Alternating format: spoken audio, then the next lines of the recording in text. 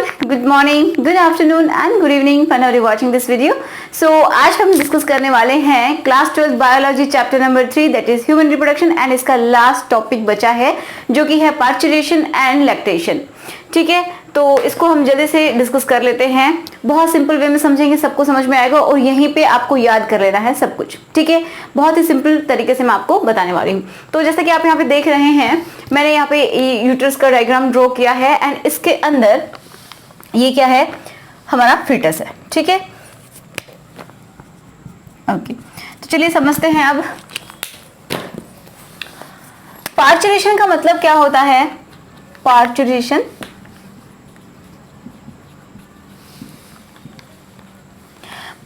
का अगर हम सिंपल वे में समझें तो चाइल्ड बर्थ, ठीक है, या फिर इसको क्या बोल सकते हैं, इसको सिंपली हम बोल सकते हैं डिलीवरी.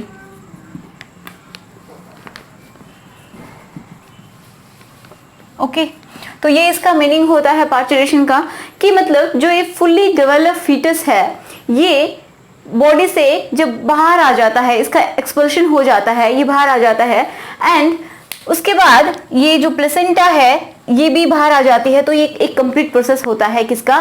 पार्चुरेशन का. ठीक है, ये होता है 3 स्टेजेस में. तो आपके एनसीईआरटी में बहुत ज्यादा डिटेल में नहीं दिया हुआ है, लेकिन हम थोड़ा सा डीप चलेंगे क्योंकि आपको ये समझ में आ जाए, बस इतना समझेंगे. ठीक है, कि आपको अच्छे से क्लियर हो जाए टॉपिक, इतना जरूर समझेंगे. इसके बाद आपको एनसीईआरटी बहुत अच्छे से पढ़नी है. ओके, तो पार्चुरेशन 3 स्टेजेस में होता है. पहला सिंपल तरीके से बताती हूँ.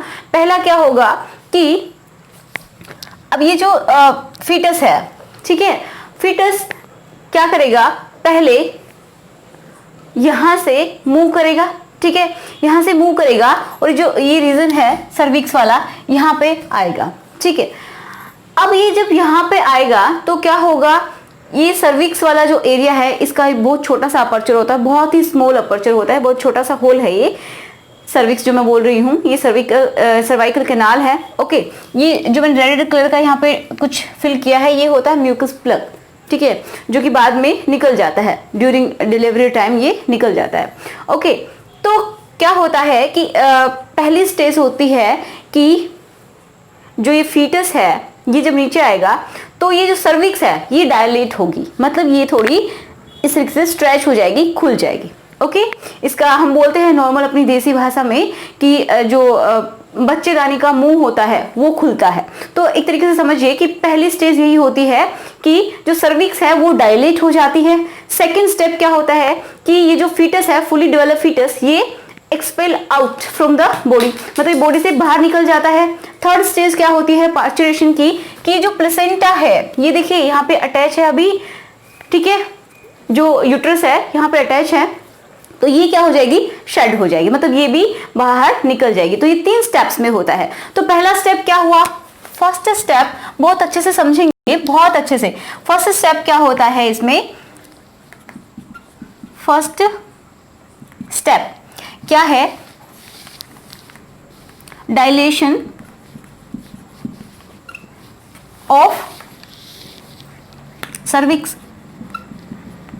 ओके, मतलब जो सर्विक्स है वो डायलेट हो जाएगी, इसका मुंह खुल जाएगा एक तरीके से. सेकंड जो स्टेप है, स्टेप सेकंड, वो क्या होगा, expulsion of foetus from uterus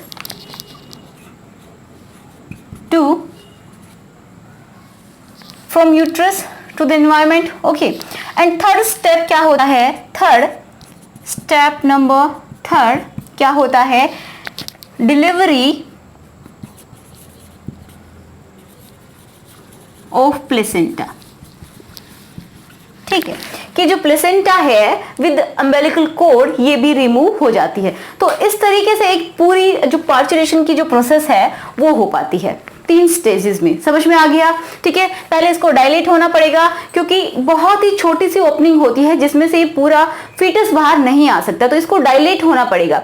ये डायलेट होगी तो ये बाहर निकलेगा। उसके बाद ये जो प्लेसेंटा है इसका कोई रोल नहीं रहता जो फीमेल है उसकी बॉडी में, तो इसको भी बाहर निकाल दिया जाता है, मतलब ये निकल जाती है। ओके, तो अब हम समझते हैं कि ये किस तरीके से शुरुआत कैसे होती है।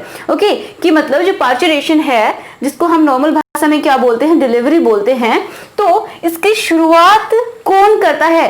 क्या मदर चाहती है कि ये जो फीटस है बाहर आ जाए, या फिर ये खुद ये फीटस चाहता है कि मैं बाहर आ जाऊं? तो सीधी सी बात है कि देखिए, ये आप नोट करते चलिए। काफी बार आप पूछते हैं कि नोट्स कैसे बनाएं, तो जब भी आप इस वीडियो को देखते हैं तो बहुत अच्छे नोट्स आपके प्रिपेयर हो सकते हैं। मेन पॉइंट्स मैं यहाँ पे लिख देती हूँ। ओके, तो क्या होता है पार्चुरेशन में, फर्स्ट ये जो चाइल्ड है, सॉरी चाइल्ड नहीं बोल सकते, इसको फीटस बोलेंगे अभी। देखो, एक और आपका कंफ्यूजन होता है वो दूर कर लीजिए कि जब प्रेगनेंसी स्टार्ट होती है, दैट मीन्स 2 मंथ तक, 2 मंथ का जो होता है, ठीक है, स्टार्टिंग में आफ्टर फर्टिलाइजेशन के बाद जो प्रेगनेंसी हो जाती है, ओके, प्रेगनेंसी जब से स्टार्ट होती है 0 से 8 वीक मींस 2 मंथ का जब ये यहाँ पे जो एम्ब्रियो था, ठीक है, तो उसको हम क्या बोलेंगे, एम्ब्रियो ही बोलते हैं। ओके, एंड एक और इंपॉर्टेंट बात कि जब after 2 weeks, sorry after 8 weeks means 2 month के बाद, दैट मीन्स 3 मंथ से लेके, मतलब 3rd मंथ है उससे लेके 9 मंथ तक का जो ये फीटस होगा उसको हम बोलेंगे ऑब्वियसली फीटस। ठीक है, तो जब स्टार्टिंग के 2 महीने होते हैं प्रेगनेंसी को तो उसमें हम इसको एम्ब्रियो बोलते हैं। एंड आफ्टर 2 मंथ, मतलब जब 3rd मंथ स्टार्ट हो जाता है तो 9 मंथ तक के जो फीटस होता है, जब तक ये डिलीवर नहीं होता तब तक इसको हम बोलते हैं फीटस। क्लियर है? तो ये आपको थोड़ा सा नॉलेज होना चाहिए। अब देखो, हम सबको पता है कि जो ह्यूमन बींग्स होते हैं तो उसमें जो प्रेगनेंसी का टाइम है, मतलब जेस्टेशन पीरियड, कुछ लोग इसको गेस्टेशन बोलते हैं, जेस्टेशन बोलते हैं, जैसा आपको अच्छा लगे आप बोलिए। तो जो जेस्टेशन पीरियड है कितना होता है ह्यूमन बींग्स में? इन ह्यूमन बींग्स ये होता है 9 मंथ। ठीक है, आपको वीक्स में भी इसको कैलकुलेट करना आना चाहिए। आपको पता है कि एक मंथ में 4 वीक्स होते हैं, तो आप कैलकुलेट करके देख सकते हैं। ओके, तो gestation period in human beings होता है 9 मंथ। तो 9 मंथ में एक जो फीटस है वो पूरी तरीके से डेवलप हो जाता है, उसके बाद ये पार्चुरेशन का प्रोसेस होता है। ओके, इसी तरीके से आपकी बुक में दिया हुआ है, जैसे कि डॉग होते हैं, dogs and cats and elephants. तो इनमें कितने मंथ की जो जेस्टेशन पीरियड है वो होता है बताइए? तो इनमें होता है कैट्स एंड डॉग में around 2 month means 60 days. Okay, and ये जो एलिफेंट होता है इसमें होते हैं 18 months. Okay, 18 months and around हम बोल सकते हैं 640 डेज। Okay, 640 days. तो इतने इसकी ये जेस्टेशन पीरियड चलता है। एलिफेंट में देखिए बहुत ज़्यादा चलता है, 18 मंथ। ओके, तो ये भी डेटा आप याद कर सकते हैं। चलिए अब हम समझते हैं पार्चुरेशन की शुरुआत कैसे होती है। कौन चाहता है पहले कि ये जो फीटस है ये बॉडी से बाहर आ जाए? ओके, तो देखिए ये जो हम बोल सकते हैं कि जो फीटस है वो बाहर किस तरीके से आता है, स्टार्टिंग क्या होती है। तो स्टार्टिंग में क्या होगा कि जो फीटस है ये, ठीक है, ये फीटस एंड प्लेसेंटा ये दोनों मिलके क्या करेंगी, एक कॉम्प्लेक्स मैकेनिज्म बनाएंगी। देखो इसको नाम दिया गया है neuro complex neuro endocrine mechanism जो कि क्या करती है, विच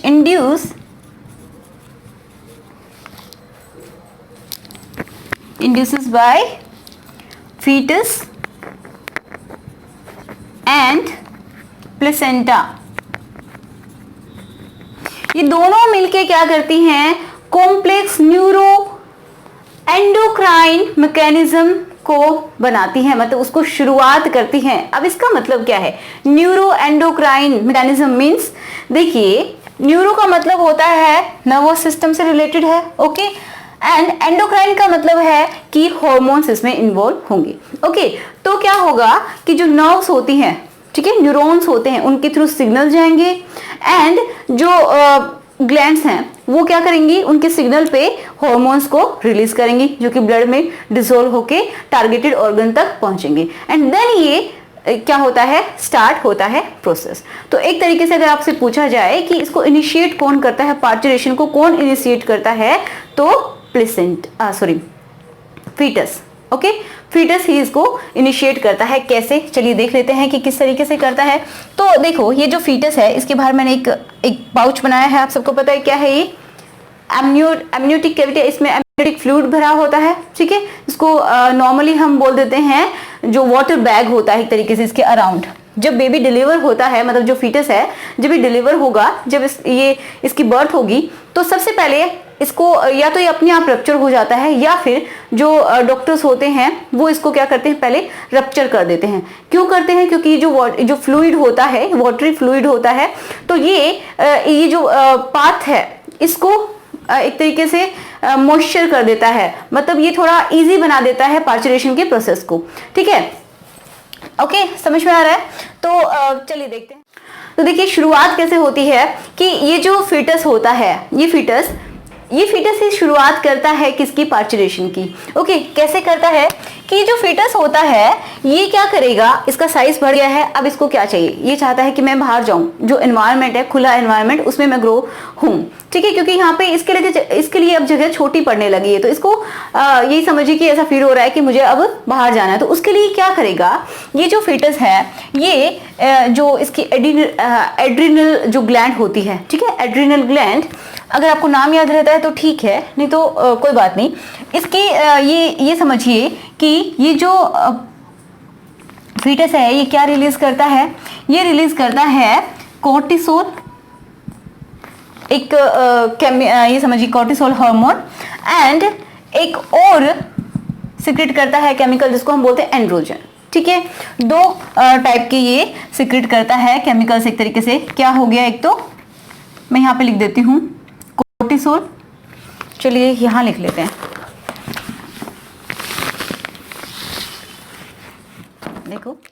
देखिए ये जो फीटस होता है, फुली डेवलप फीटस, ये क्या करता है, दो तरीके के हॉर्मोन्स एक तरीके से सीक्रेट करता है, ठीक है, अपनी बॉडी से रिलीज करना शुरू कर देता है। एक तो क्या है, कोर्टिसोल, राइट, एंड दूसरा क्या है, एंड्रोजन। अब जो एंड्रोजन है आपको पता है एक तरीके से मेल सेक्स हार्मोन होता है ये, तो ठीक है, लाइक टेस्टोस्टेरोन।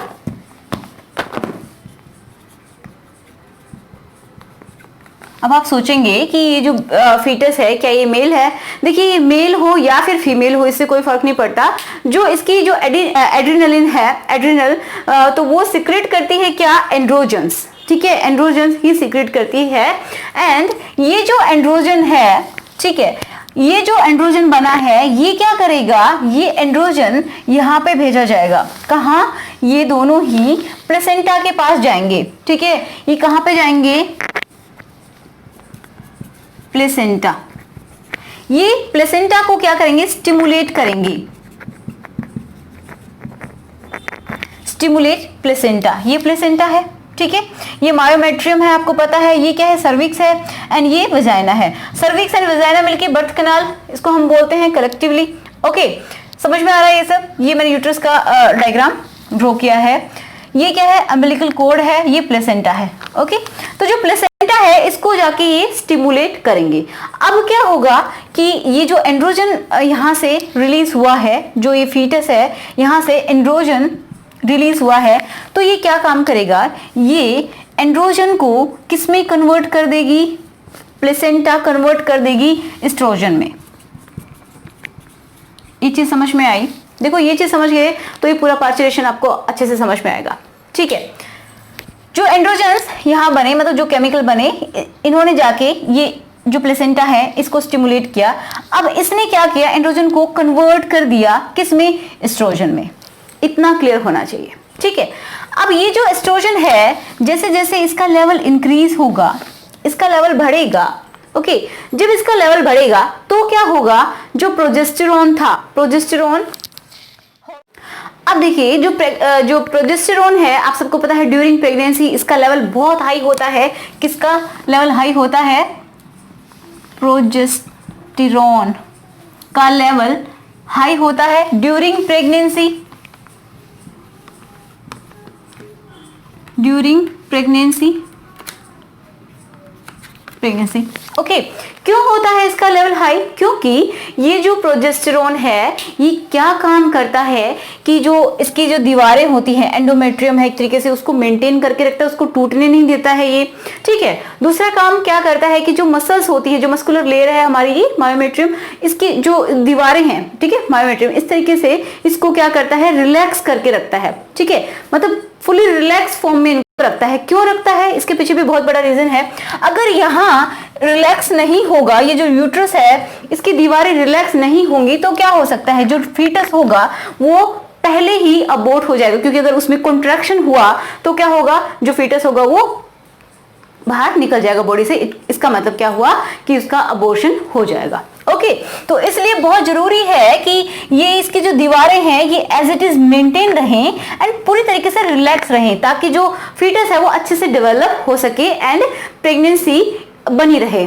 ओके, तो ये काम होता है किसका, प्रोजेस्टेरोन का, इसलिए इसका लेवल हाई होता है ड्यूरिंग प्रेगनेंसी। बट अब क्या काम करना है, पार्चुरेशन करना है, मतलब जो मेंटेन है उसको तोड़ना पड़ेगा। ठीक है, तो जो एस्ट्रोजन बना है ये बहुत इंपॉर्टेंट रोल प्ले करता है किसमें, ये क्या करेगा, इसके 3 हम बोल सकते हैं वर्क है। एक काफी टीचर इसको 2 ही तरीके से बताते हैं, लेकिन तीसरा अगर आप सीखेंगे तो ये समझने में आसानी होगी। ओके, तो मैं आपको बता देती हूँ कि एस्ट्रोजन का लेवल क्या हो गया, हाई हो गया।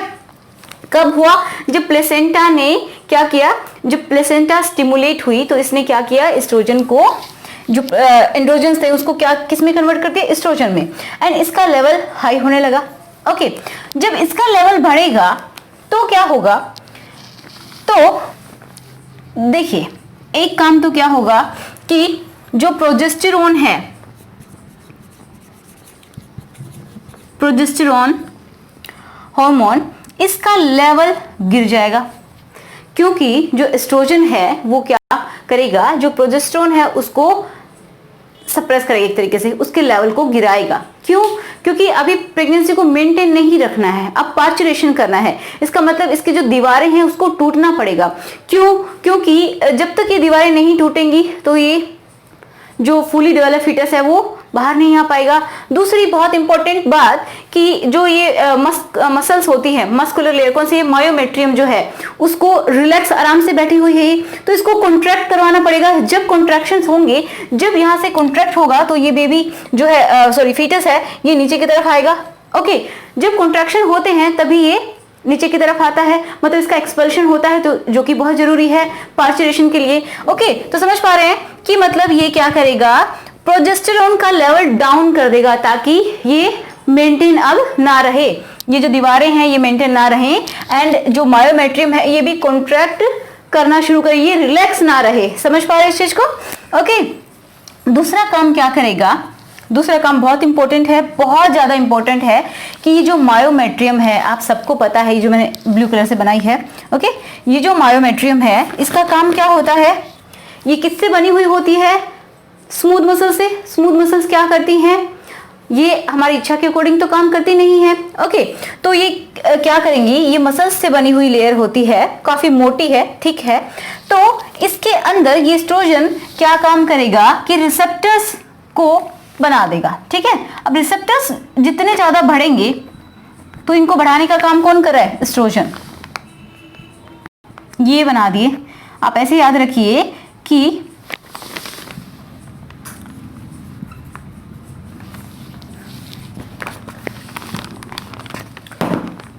क्या हुआ, ऑक्सीटोसिन रिसेप्टर्स, ठीक है, उनको एक तरीके से बहुत ज्यादा नंबर इनके बढ़ा देता है। ठीक है, increase number of oxytocin receptors. ये किसका काम हुआ, मतलब इसने क्या किया, ऑक्सीटोसिन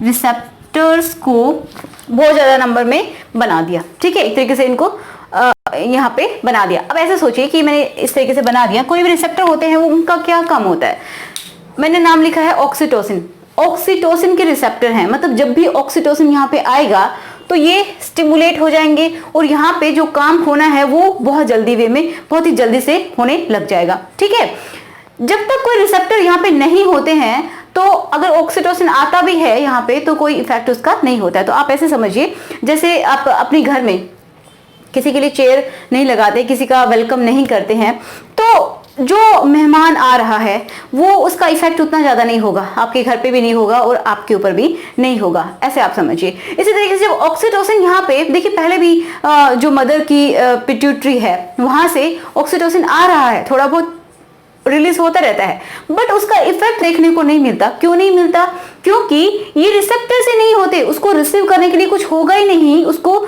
मतलब यहाँ पे पकड़ने के लिए कुछ होगा ही नहीं, तो क्या होगा, तो इनका काम भी नहीं हो पाएगा। तो इसका मतलब जो ऑक्सीटोसिन है वो तभी ज्यादा इफेक्टिव होता है जब इसके रिसेप्टर्स यहाँ पे बन जाते हैं, और इनको बनाता कौन है, एस्ट्रोजन। दो काम समझ में आ गए। पहला तो प्रोजेस्टेरोन के जो लेवल है उसको गिरा दिया कि भाई हमें प्रेगनेंसी को मेंटेन करके आप नहीं रखना। ओके, दूसरा ऑक्सीटोसिन जो रिसेप्टर्स हैं वो बहुत ज्यादा नंबर में इसने यहाँ पे बना दिए हैं। किस में बनाए, मायोमेट्रियम में।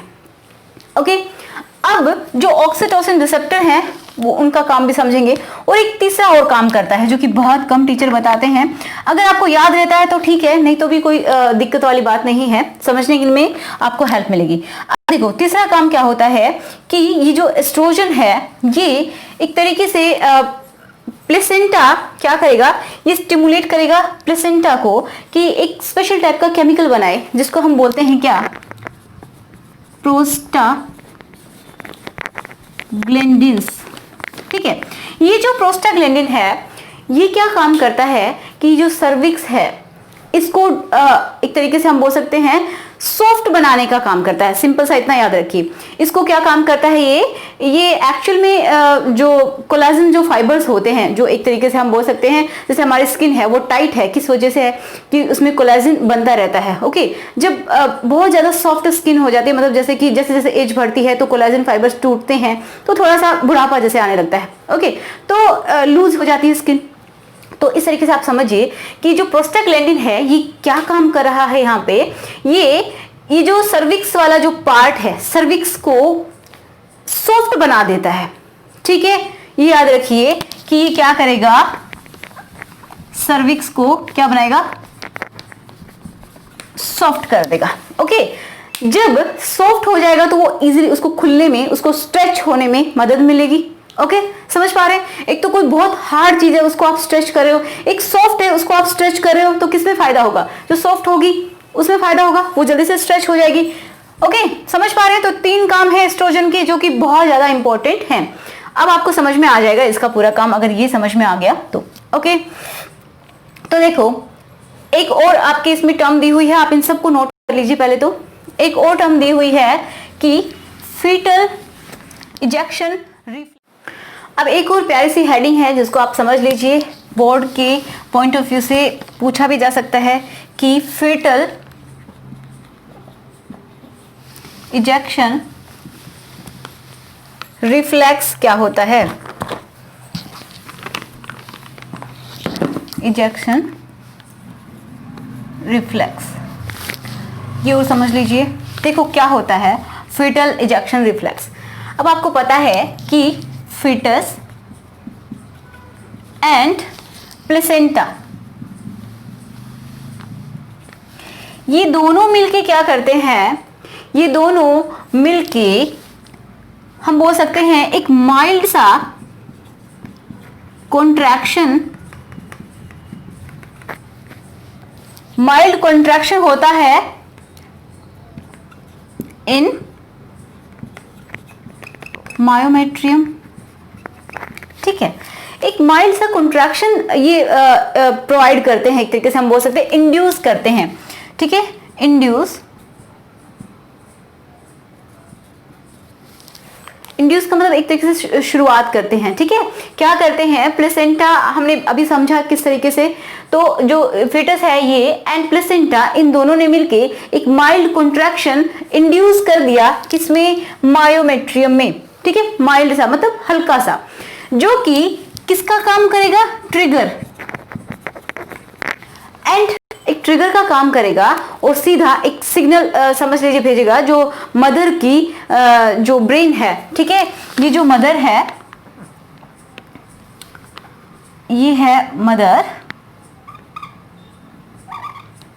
ओके, मदर का जो ब्रेन है, देखिए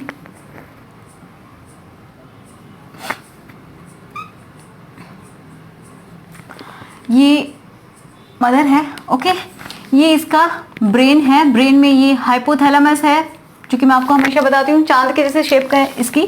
ठीक है, ये हाइपोथैलेमस है, इसके नीचे ये क्या है, पिट्यूटरी है, ये इसका anterior lobe of pituitary, and ये हाइपोथैलेमस दिख रहा है आपको।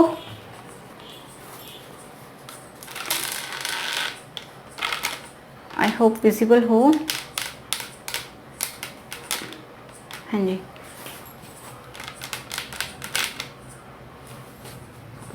थोड़ा सा नीचे बना लेते हैं, मतलब यहाँ पे बना लेती हूँ। ठीक है, ओके, ये मदर है, मदर का ये हाइपोथैलेमस। ओके, ब्रेन की बात कर रहे हैं हम। ठीक है, ब्रेन की बात कर रहे हैं, तो ये हाइपोथैलेमस हो गया, यहाँ पे पिट्यूटरी, ये दो लोब होते हैं, एक तो anterior pituitary and posterior pituitary, P से लिख रही हूँ पोस्टीरियर पिट्यूटरी। ओके, ये हाइपोथैलेमस है, हाइपोथैलेमस। तो अब क्या करता है, जब माइल्ड सा कॉन्ट्रैक्शन होता है तो एक तरीके से सिग्नल भेजे जाते हैं कहाँ पे, कि पार्चुरेशन को इंड्यूस किया जाए, मतलब इसकी शुरुआत होनी चाहिए। कहाँ भेजता है, यहाँ पे हाइपोथैलेमस के पास। ठीक है, ये एक ट्रिगर का काम करता है कि ऑक्सीटोसिन रिलीज किया जाए, किसके लिए, for releasing oxytocin by posterior pituitary, and signal किसके पास जाएगा, हाइपोथैलेमस के पास। समझाती हूँ आपको अभी। देखो, जो आपकी एनसीईआरटी है उसमें बातें बहुत ही शॉर्ट वे में लिखी हुई हैं, उनको थोड़ा सा एक्सप्लेन करेंगे तो समझ में आएंगी। ओके, तो अभी दिख रहा होगा, देखो ये क्या होता है कि ट्रिगर एक तरीके से ट्रिगर का काम करता है, एक सिग्नल भेजा जाता है कहाँ पे, हाइपोथैलेमस पे, कि ऑक्सीटोसिन को रिलीज किया जाए। ठीक है, ऑक्सीटोसिन को रिलीज किया जाए, क्योंकि जब ऑक्सीटोसिन रिलीज होगा तो क्या होगा, ऑक्सीटोसिन जब रिलीज होगा तो यहाँ पे स्ट्रॉन्ग कॉन्ट्रैक्शंस आना शुरू हो जाएंगे। ठीक है, मतलब जो मायोमेट्रियम है इसमें बहुत ही स्ट्रॉन्ग कॉन्ट्रैक्शंस होना शुरू हो जाएंगे। ओके, तो एक तरीके से इसी को हम बोलते हैं फीटल इजेक्शन रिफ्लेक्स। ओके, क्या होता है कि फीटस एंड प्लेसेंटा के थ्रू माइल्ड सा कॉन्ट्रैक्शन करवाया जाता है। ठीक है, जो मायोमेट्रियम है इसमें हल्का सा कॉन्ट्रैक्शन होता है यूट्रस में, एंड देन ये ट्रिगर का काम करता है क्योंकि इसकी वजह से क्या होगा, फिर ये सिग्नल जाएंगे हाइपोथैलेमस में। हाइपोथैलेमस को बोला जाएगा कि ऑक्सीटोसिन को रिलीज किया जाए, क्योंकि अब हमें पार्चुरेशन करना है। ओके, तो सिग्नल किसने भेजे? प्लेसेंटा प्लस फिटस, याद रखिएगा। तो अगर आपसे आ जाए क्वेश्चन कि जो सिग्नल है वो कौन भेजता है, इनिशिएट कौन करता है, तो फीटस करता है। ठीक है, ये ऐसा नहीं है कि जो मदर है वो खुद से करती है। समझ पा रहे हैं?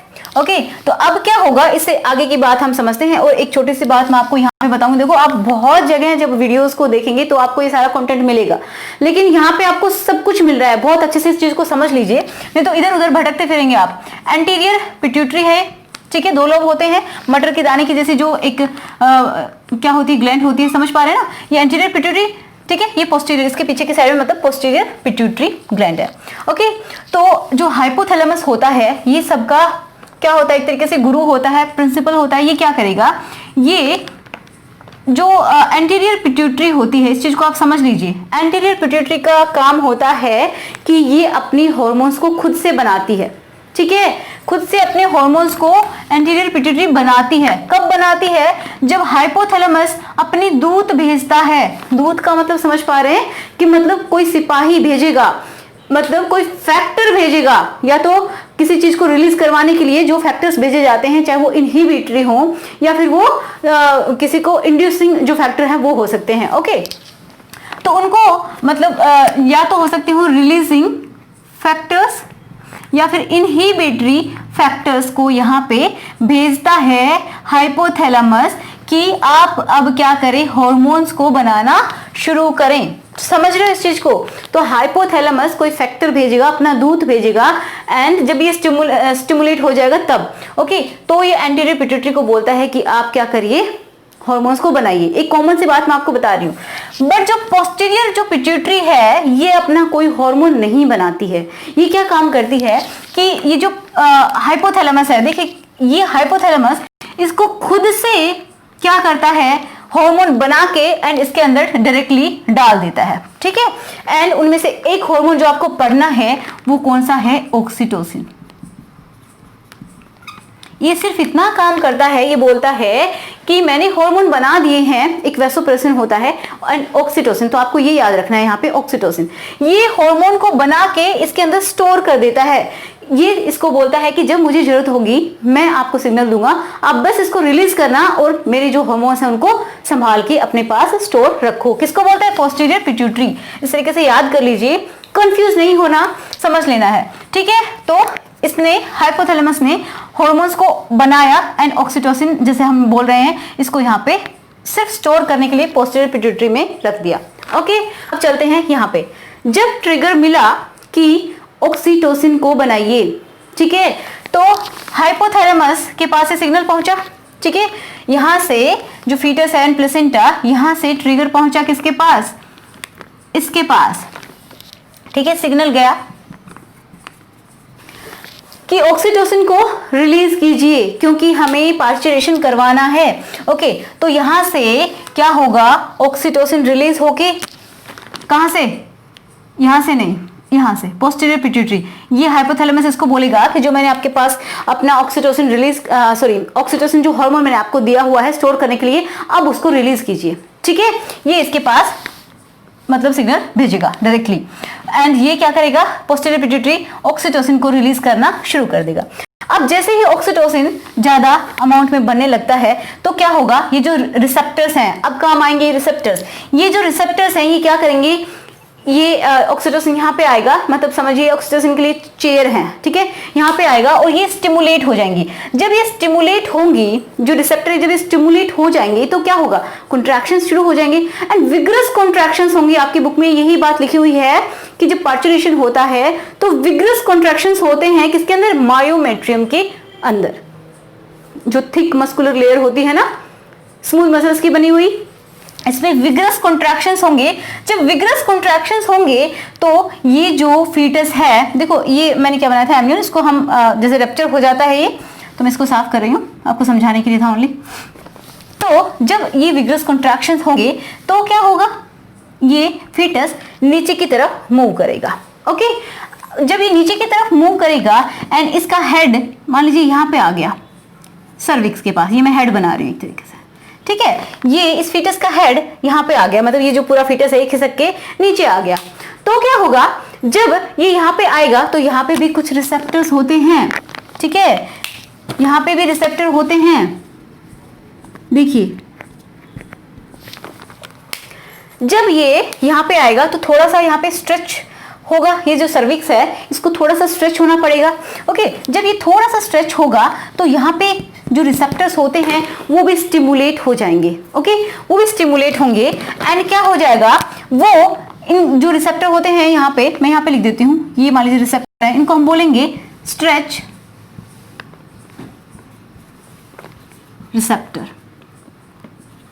ठीक है। सर्विक्स के ऊपर क्या होते हैं, स्ट्रेच रिसेप्टर्स होते हैं जो कि स्ट्रेच करने के एक तरीके से काम करते हैं। अब देखो यहाँ पे बहुत ही इंटरेस्टिंग एक मैकेनिज्म होने वाली है।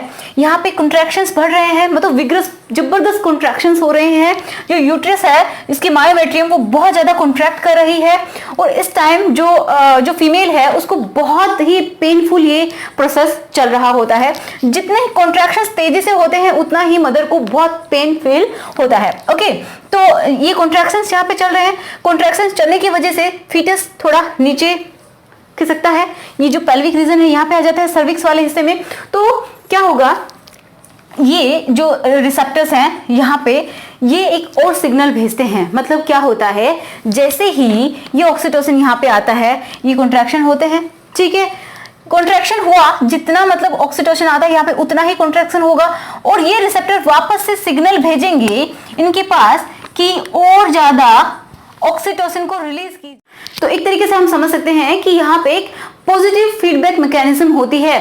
जितना यहाँ पे ऑक्सीटोसिन आएगा उतना ही कॉन्ट्रैक्शन होगा और ये उतना ही स्टिमुलेट होके यहाँ पे सिग्नल भेजेंगे कि और ऑक्सीटोसिन को भेजिए एंड और ज्यादा कॉन्ट्रैक्शंस होंगे, विग्रस कॉन्ट्रैक्शन होंगे एंड और यहाँ पे सिग्नल भेजा जाएगा कि और ज्यादा ऑक्सीटोसिन को रिलीज कीजिए एंड देन कॉन्ट्रैक्शन होते हैं। ऐसा क्यों होता है, क्योंकि ऐसा इसलिए होता है ताकि जो प्रोसेस है वो बहुत जल्दी हो जाए, क्योंकि बहुत ही ये हम बोल सकते हैं बहुत ही दर्दनाक ये सिचुएशन होती है, बहुत ही दर्दनाक ये प्रोसेस होता है। जो ह्यूमन बींग्स में जो बर्थ होती है, चाइल्ड बर्थ है, वो बहुत ही एक तरीके से हम बोल सकते हैं पेनफुल प्रोसेस होता है। ओके, तो ये जितना जल्दी हो जाए उतना ही अच्छा होता है। ओके, तो क्या होगा, समझ पा रहे हैं कि यहाँ पे पॉजिटिव फीडबैक मैकेनिज्म होती है, मतलब जितना यहाँ पे कॉन्ट्रैक्शन होंगे उतना ही ऑक्सीटोसिन आएगा एंड जितना ऑक्सीटोसिन आएगा उतने ही यहाँ पे कॉन्ट्रैक्शंस बढ़ेंगे। समझ गए कि पॉजिटिव फीडबैक मैकेनिज्म का मतलब ये है कि यहाँ पे एक सर्टेन लेवल है, उससे भी ज्यादा अगर बढ़ता है तो ये वापस से इसको क्या कर रहा है, स्टिमुलेट कर रहा है कि और ज्यादा भेजो, फिर ये अपना काम करता है, देन सिग्नल चाहता है कि और ज्यादा इसको भेजिए। ठीक है, एक तो यहाँ पे काम हो रहा है। फिर क्या होगा, हमने बोला कि जब ये फीटस नीचे आ जाता है यहाँ पे सर्विक्स वाले रीजन में, तो यहाँ पे भी होते हैं क्या, स्ट्रेच रिसेप्टर्स, वो भी एक्टिवेट हो जाते हैं। जैसे ये जो सर्विक्स है थोड़ा सा स्ट्रेच हुआ, ठीक है, थोड़ा सा स्ट्रेच हुआ। अब देखो सर्विक्स का जो हमने बोला था कि पहले भी कि उसका जो होल होता है, ठीक है, जो अपर्चर है एक तरीके से वो बहुत ही छोटा होता है। जैसे कि मैंने यहाँ पे देखिए पिक्चर में देखिए एक बार यहाँ पे मैंने मार्क किया हुआ है ऐसे राउंड सा, तो एक बहुत ही छोटा सा होता है। तो इसको एटलीस्ट जब ये पार्चुरेशन का प्रोसेस हो तो कम से कम 10 सेंटीमीटर तक खुलना होता है इसको, ठीक है। 10 सेंटीमीटर तक जब तक सर्विक्स स्ट्रेच नहीं होगी तब तक डिलीवरी ये जो फीटस है ये बाहर नहीं आ सकता, ठीक है। तो क्या होगा, जैसे यहाँ पे ये पहुंचा, स्ट्रेच रिसेप्टर्स एक्टिवेट हुए, ये एक्टिवेट होते हैं। तो कैसे एक्टिवेट हो रहे हैं, ये भी यहाँ पे जैसे ऑक्सीटोसिन आता है, ठीक है, ऑक्सीटोसिन ये भी क्या कर रहे हैं कि ऑक्सीटोसिन का लेवल बढ़ रहा है, तो ये क्या कर रहे हैं, ये स्ट्रेच हो रही है। जितना स्ट्रेच होगी ये उतने ही रिसेप्टर्स जो हैं वो उतने ही ज्यादा स्टिमुलेट होंगे, जितना स्टिमुलेट होंगे उतना ही ऑक्सीटोसिन और ज्यादा आएगा एंड ये धीरे धीरे क्या करेगा, ये पूरी तरीके से स्ट्रेच हो जाएगा। मतलब कितना स्ट्रेच होना चाहिए, ये तो निकल जाएगा म्यूकस प्लग, तो ये 10 सेंटीमीटर तक ये स्ट्रेच हो जाना चाहिए, ठीक है। उसके लिए एक हेल्पफुल मैंने बोला था क्या है, प्रोस्टाग्लैंडिन, जो कि इसको थोड़ा सॉफ्ट बना देते हैं। तो आप सोचिए जब स्ट्रेचिंग हो रही है तो जो चीज सॉफ्ट हो जाएगी, तो ये जो हिस्सा जब सॉफ्ट हो जाएगा तो थोड़ा सा आसानी रहेगा इसको स्ट्रेच होने में। ओके, तो जो प्रोस्टाग्लैंडिन थे वो ये काम करते हैं, समझ पा रहे हैं, ठीक है। तो इस तरीके से जब ये सॉफ्ट हो जाता है एंड ये 10 सेंटीमीटर तक जब ये स्ट्रेच हो जाएगा, तो यहाँ पे भी क्या हो रहा है, जो पॉजिटिव फीडबैक मैकेनिज्म हो रही है कि जो स्ट्रेच रिसेप्टर्स हैं ये स्टिमुलेट हो रहे हैं जब ऑक्सीटोसिन यहाँ पे आ रहा है एक तरीके से, एंड ये जितना स्ट्रेच होगा, ये स्ट्रेच रिसेप्टर जितना मतलब स्टिमुलेट होंगे ये उतना स्ट्रेच होगा एंड उतना ही ऑक्सीटोसिन यहाँ पे आता चला जाएगा। तो एक तरीके से ये एक दूसरे को बढ़ा रहे हैं, ठीक है, ये इसके स्टिमुलस को बढ़ा रहे हैं, ठीक है, इतना समझ में आ रहा है। अब देखो हमने बोला कि ये क्या होता है, जितने विग्रस कॉन्ट्रैक्शंस होते हैं तो ये नीचे की तरफ पुश होता है, ठीक है, जो ये फीटस है नीचे की तरफ आता है तो नीचे की तरफ आता है, मतलब ये एक्सपेल होने के लिए, इजेक्ट होने के लिए, बाहर निकलने के लिए नीचे आता है। ये स्ट्रेच रिसेप्टर होते हैं, तो जैसे जैसे ऑक्सीटोसिन आता है ये भी अपना काम तेजी से करते हैं एंड ये स्ट्रेच होता चला जाता है। तो दूसरी स्टेज क्या हुई, डायलेशन हो गई एक तरीके से, ये डायलेट हुआ, बेबी बाहर आ गया, ठीक है, जो फीटस है ये पूरी तरीके से बॉडी से बाहर आ जाएगा। जो बहुत ज्यादा स्ट्रॉन्ग कॉन्ट्रैक्शंस होंगे, ये नीचे की तरफ पुश होगा, ये स्ट्रेच होगा, तो ये जो फीटस है ये बॉडी से बाहर आ जाएगा। तो दूसरी स्टेज भी कंप्लीट हो गई। पहली तो ये थी, मान लीजिए इसका डायलेशन हुआ, ठीक है, ये स्ट्रेच हो गई, ओके। सेकेंड, ये पूरी तरीके से बॉडी से बाहर आ गया। अब जो तीसरी बात है, तीसरी स्टेज है वो बची है कि ये जो फीटस है, फीटस के साथ में क्या जुड़ा था, प्लेसेंटा, ठीक है। तो जब यहाँ जो फीटस बाहर आ जाता है तो उसके नेबल से क्या जुड़ा हुआ होता है, अम्बिलिकल कॉर्ड जुड़ा हुआ होता है, एक ट्यूब लाइक स्ट्रक्चर जुड़ी हुई होती है, तो उसको कट कर दिया जाता है। बट जो रेस्ट ऑफ द पार्ट है अम्बिलिकल कॉर्ड का, वो मदर की अभी भी बॉडी के अंदर ही होता है, यूट्रस के अंदर ही होता है, ठीक है। तो क्या होगा, ये जो प्लेसेंटा है ये एंड साथ में जो बची हुई जो अम्बिलिकल कॉर्ड है, ठीक है, ये भी बॉडी से बाहर आ जाती है। तो थर्ड स्टेज जो होती है किसकी, पार्चुरेशन की, वो कंप्लीट हो जाती है। तब जाके ये पूरा प्रोसेस कंप्लीट होता है, ठीक है। सिर्फ बेबी के बाहर निकलने से इसका मतलब नहीं है कि पूरा पार्चुरेशन का प्रोसेस हो गया, नहीं। उसके बाद ये जो प्लेसेंटा है, आप पिक्चर में भी देखिए, इस तरीके से इसको बाहर निकाल दिया जाता है बॉडी से, तब पूरी तरीके से बोल सकते हैं कि क्या हुआ है, पार्चुरेशन हुआ है। देखो जब बेबी बाहर निकल जाता है, मतलब ये फीटस है जो बाहर निकल जाता है, उसके बाद भी यहाँ पे कॉन्ट्रैक्शंस होते हैं। क्यों होते हैं कॉन्ट्रैक्शन, क्योंकि इसको भी तो बाहर निकलना है, ठीक है, प्लेसेंटा को भी यहाँ से शेड होना है, निकलना है। तो जब ये निकलेगा, क्यों, क्योंकि जब कॉन्ट्रैक्शंस यहाँ पे बढ़ेंगे, ठीक है, उसके बाद ही पूरी जो पार्चुरेशन का प्रोसेस है वो होगा। समझ में आया, ओके।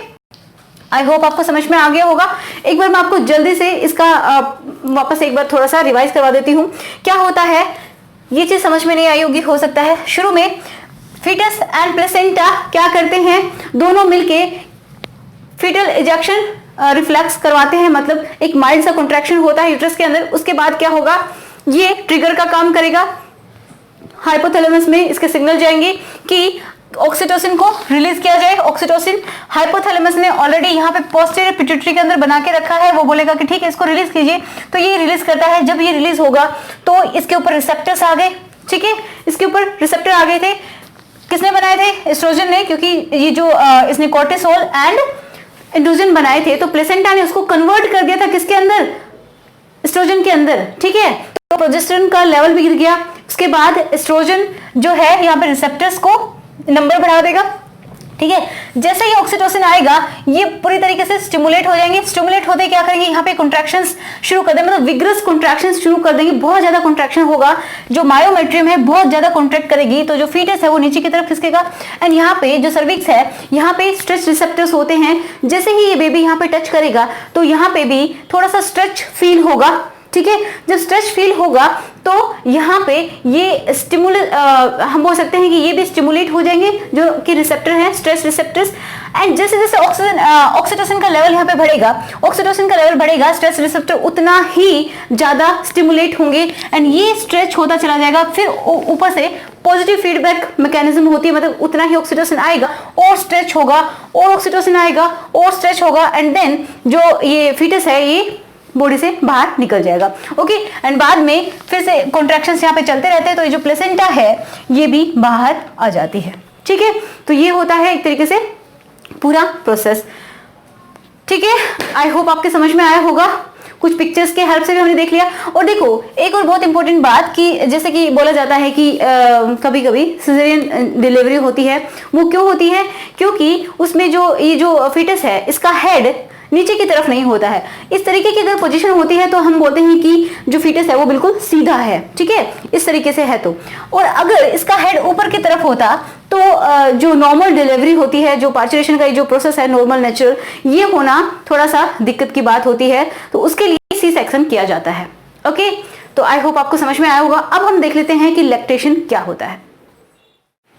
अब हम देख लेते हैं कि लैक्टेशन क्या होता है। तो सबसे पहले इसी का मीनिंग समझते हैं। तो देखो, जब प्रेगनेंसी होती है तो जो मेमोरी ग्लैंड्स होती हैं वो डिफरेंशिएट करती हैं, एंड उसमें मतलब जो मेमोरी ग्लैंड्स हैं वो साइज में भी इंक्रीज करती हैं, ठीक है, उनका साइज भी इंक्रीज हो जाता है ड्यूरिंग प्रेगनेंसी। और जब एंड ऑफ द प्रेगनेंसी होती है, मतलब जब पार्चुरेशन होने वाला होता है, तो क्या होता है, मिल्क का प्रोडक्शन स्टार्ट हो जाता है इन मेमोरी ग्लैंड्स के अंदर। तो इसी को बोलते हैं हम लैक्टेशन, ठीक है। समझ रहे हैं कि देखो ये मैंने एक मेमोरी ग्लैंड बनाई है, ठीक है, तो इसमें इनके पार्ट आपको पता होने चाहिए। अगर नहीं पता है तो ये वीडियो जरूर देख लीजिएगा, यहाँ पे भी मैं आपको थोड़ा तो क्लियर करवा दूंगी। देखो ये क्या है, मेमोरी लॉब्स होते हैं 15 to 20, ये जो मैंने यहाँ बनाए हैं, ठीक है, 15 to 20 होते हैं। इनके अंदर ये किससे मिलके बने हुए हैं, सेल्स से, जिनको हम ये इस तरीके की जो सेल्स होती हैं ये क्या है, ये एल्वियोलाई होती हैं, ठीक है, बंच में जो है एल्वियोलाई। यहाँ पे मिल्क का प्रोडक्शन स्टार्ट हो जाता है, ठीक है, यहाँ पे मिल्क का प्रोडक्शन स्टार्ट होता है और ये जो मिल्क है यहाँ पे इकट्ठा कर दिया जाता है।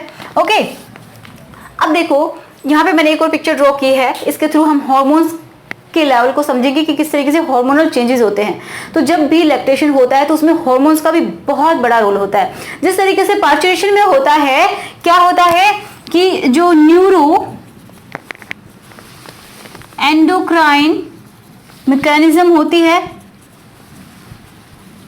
इसी तरीके से जो लैक्टेशन है उसमें भी न्यूरो एंडोक्राइन मैकेनिज्म है। ये भी क्योंकि इसमें भी हार्मोन्स का रोल होगा, साथ में जो न्यूरॉन्स होते हैं, नर्व्स होती हैं, उनका भी बहुत रोल होता है। मतलब नर्वस सिस्टम भी काम करता है, साथ में हार्मोन्स भी बहुत ज्यादा यहाँ पे वर्क करते हैं। और एक जब जो फीटस होता है, जब वो मतलब डिलीवर हो चुका है, तो उसका भी एक इमोशनल अटैचमेंट होता है, जिसकी वजह से लैक्टेशन स्टार्ट हो जाता है, ठीक है। तो अब हम देखते हैं, ये तो पता चला कि यहाँ पे ये क्या है, मेमोरी लोब है, ये किससे मिलके बने हुए हैं, छोटे छोटे कंपार्टमेंट जो आपको दिखाई दे रहे हैं ये होते हैं क्या, एल्वियोलस सिंगुलर को बोलते हैं, और एल्वियोलाई हम बोलते हैं प्लूरल को, ठीक है, जब बंच में होते हैं। तो ये कम से कम कितने होते हैं, 50 to 20 होते हैं। ये यहाँ पे जो ल्यूमेन है, जो यहाँ पे स्पेस दिखाई दे रहा है, इसको ल्यूमेन बोलते हैं, ठीक है, ये ल्यूमेन है, यहाँ पे मिल्क को डाल देते हैं। अब ये जो मिल्क है यहाँ से कहाँ पे आएगा, इसका रूट आपको पता होना चाहिए, ये क्या है, मेमोरी डक्ट्स हैं, ठीक है, ये बहुत सारे जो ये बंचेस हैं इनमें से मेमोरी डक्ट्स निकल के आएंगी, एंड ये एक फूला हुआ सा रीजन बनाएंगी, थोड़ा सा फूला हुआ सा रीजन, यहाँ पे ये इकट्ठा कर देंगी, तो इसको हम बोलते हैं क्या, एम्पुला। एम्पुला कनेक्ट होता है, ये जो पतली पतली जो डक्ट्स आपको दिखाई दे रही है इनको बोलते हैं लैक्टिफेरस डक्ट, जो कि निपल में आके खुलती हैं, ठीक है, एंड यहाँ से जो मिल्क है वो बाहर निकल जाता है, ठीक है, इजेक्शन होता है। अब इसको समझना बहुत जरूरी है, ये तो एक पाथ मैंने आपको बताया है। ओके, अब इसका कनेक्शन इससे कैसे है, सिर्फ समझने का मतलब है ये कि न्यूरो एंडोक्राइन मैकेनिज्म कैसे हुई। तो देखो, ये जो हमने बोला था कि जो प्रेगनेंसी होती है, तो प्रेगनेंसी के बाद क्या है, पार्चुरेशन होता है। तो पार्चुरेशन के बाद क्या होता है कि मिल्क का प्रोडक्शन शुरू हो जाता है, ठीक है, मिल्क यहाँ पे प्रोडक्शन शुरू हो जाता है, तो वो हॉर्मोन्स के थ्रू किया जाता है, जिसके लिए जिम्मेदार जो हार्मोन होता है वो होता है प्रोलैक्टिन, ठीक है, कौन सा हार्मोन है, प्रोलैक्टिन, ठीक है। ये क्या करता है, मिल्क प्रोडक्शन में स्टार्ट करवाता है, या फिर इसको इंक्रीज करता है, किसको, मिल्क प्रोडक्शन को बढ़ाता है, कौन, प्रोलैक्टिन। जितना प्रोलैक्टिन रिलीज होगा उतना ही मिल्क का प्रोडक्शन होगा, यहाँ पे मिल्क बनता जाएगा, ओके, एंड वो स्टोर होता रहेगा। अब मिल्क का प्रोडक्शन तो हो गया, अब ये होता कहाँ है, प्रोलैक्टिन कहाँ बनता है, उस चीज को समझना है। अब मैंने यहाँ पे बताया ये हाइपोथैलेमस होता है, ठीक है, हाइपोथैलेमस से ये पिट्यूटरी नीचे है, समझ गए, anterior pituitary and then this is the posterior pituitary. Posterior pituitary से मैंने एक हार्मोन बताया था जिसको हमने पार्चुरेशन में अभी डिस्कस किया, कौन सा, ऑक्सीटोसिन, राइट, पोस्टीरियर का काम हो गया। अभी जो एंटीरियर पिट्यूटरी है ये कौन सा हार्मोन बनाती है, प्रोलैक्टिन, ये अपना हार्मोन बनाती है। मैंने आपको समझाया कि जो हाइपोथैलेमस है इसमें अपने डायरेक्ट हार्मोन को डाल देता है कि आप इसको स्टोर रखिए, स्टोरेज के लिए देता है पोस्टीरियर पिट्यूटरी को, तो ऑक्सीटोसिन। ठीक है जी। अब जो एंटीरियर पिट्यूटरी है इसको तो अपना हार्मोन खुद से बनाना पड़ता है, तो इसके लिए क्या करता है, मैंने बताया कि अपना दूध भेजेगा इसके पास, कौन सा जो हार्मोन बनाना है उसी से रिलेटेड भेजेगा। ठीक है, मतलब कोई फैक्टर भेजेगा, तो इसको हम बोलते हैं प्रोलैक्टिन रिलीजिंग हार्मोन, मतलब प्रोलैक्टिन को रिलीज करवाने वाला हार्मोन। यहाँ पे एक केमिकल भेजा इसने PRH, जब मैं लिख रही हूँ प्रोलैक्टिन रिलीजिंग हार्मोन।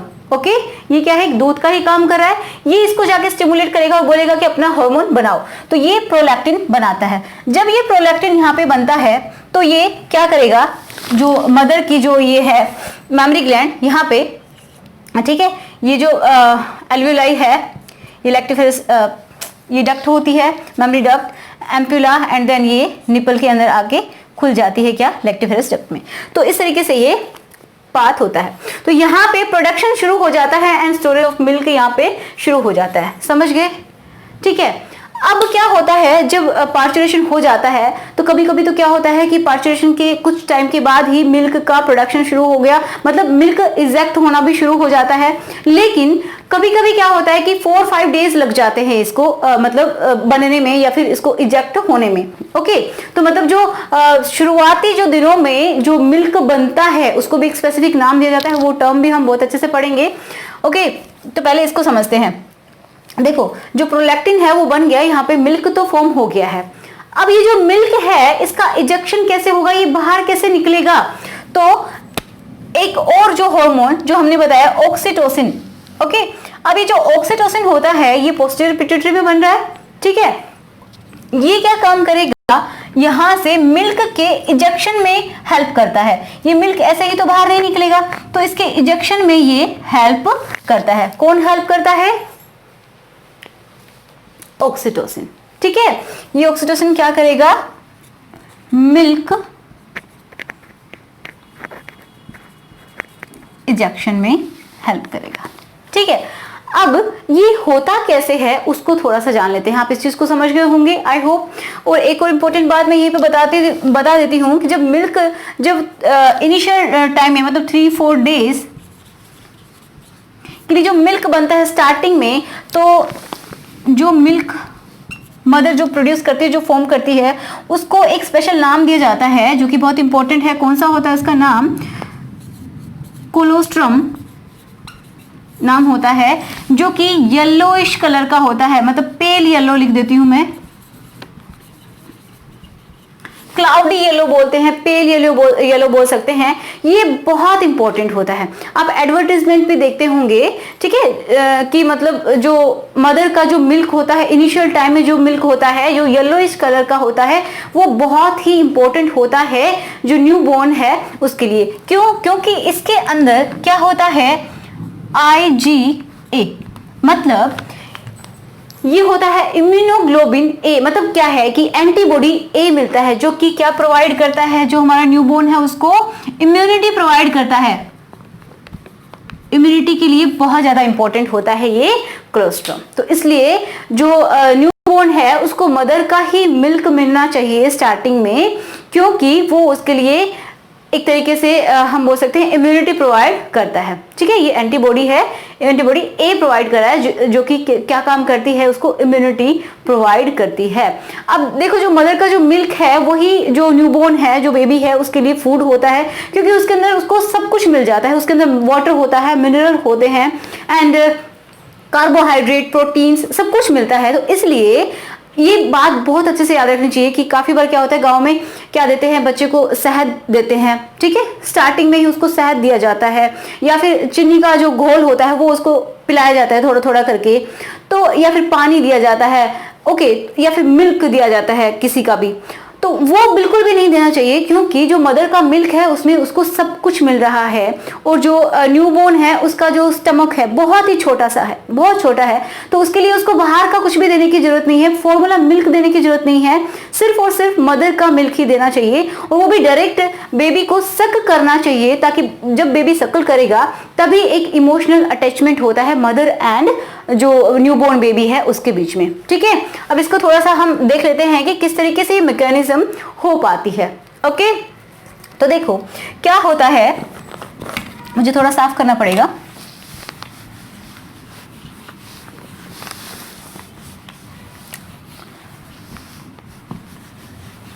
चलिए मैं इसको साफ कर।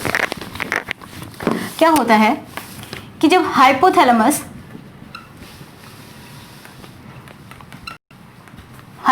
है, एंटीरियर पिट्यूटरी, ठीक है, एंड पोस्टीरियर पिट्यूटरी, ठीक है, मैं पी से लिख रही हूं। ओके, अब जब यहां पे बेबी क्या करेगा, इस निपल को सक करता है, ठीक है, क्या करता है, जो बेबी है जब क्या करेगा, सक करेगा, जब बेबी सकल करता है निपल को, तो एक सेंसरी इनपुट जो मदर है उसकी हाइपोथैलेमस में जाएगा, मतलब एक सिग्नल मदर के हाइपोथैलेमस में चला जाएगा। ठीक है, तो जैसे कि यहां पे कोई बेबी है, इसने क्या किया, ये सकल कर रहा है अपनी मदर के निपल को। ठीक है, अब एक इनपुट जो है कहां पे जाएगा, सेंसरी इनपुट कहां पे जाएगा, मदर की हाइपोथैलेमस में जाएगा। ठीक है, अब मदर का हाइपोथैलेमस एक्टिवेट हो जाएगा, वो एंटीरियर पिट्यूटरी को बोलेगा कि और ज्यादा जो प्रोलैक्टिन है वो बनाइए। ठीक है, ऑलरेडी बन रहा होता है यहाँ पे मिल्क, लेकिन उसको और ज्यादा एक्टिवेट करता है कि और आप मिल्क बनाइए। ठीक है, तो यहाँ पे जो प्रोलैक्टिन है, प्रोलैक्टिन हार्मोन ये बनता है। ठीक है, ये बन गया, तो जब ये बन जाता है एंड पोस्टीरियर पिट्यूटरी जो है उसके पास क्या होता है, उसके पास ऑक्सीटोसिन रखा हुआ है, तो हाइपोथैलेमस बोलेगा ऑक्सीटोसिन को रिलीज करो। क्यों रिलीज करो, क्योंकि जो इन्फेंट है, जो बेबी है, वो सक कर रहा है, तो मिल्क को बाहर निकालना भी तो जरूरी है, इजेक्ट होना भी तो जरूरी है, इस पाथ से चल के आना भी तो जरूरी है ना। तो क्या होगा, इजेक्शन ऑफ मिल्क होगा। ठीक है, इससे क्या हो रहा है, प्रोडक्शन